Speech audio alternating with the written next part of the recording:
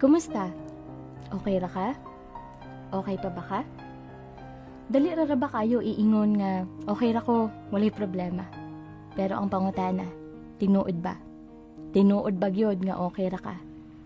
Kay kabalo ko, mas dali magpasumangil nga okay ra kaysa iingon ng tinuod nga gikapoy na ka.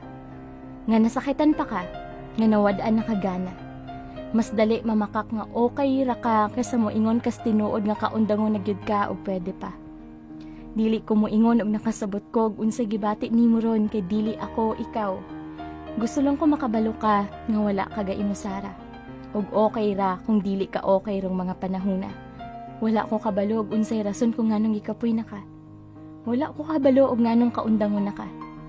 Wala sad ko kabalo og unsay hinungdan nganong nasakitan ka. Pero ipahinumdum lang nako ang kining tanan, temporaryo lang.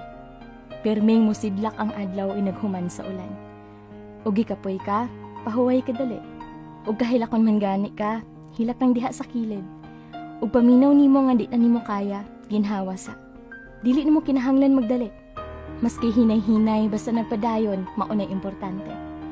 Makabot ra nimo ang kalipay nga imong gipangandoy, maong ayaw pawala sa paglaom. Masabtan ra nimo puhon og nganong kinahanglan nimo ni maagian karon. Pahuway lang kadali ha, pero inaghuman, padayon. Kay gahulat pa ang imong maanindot nga puhon.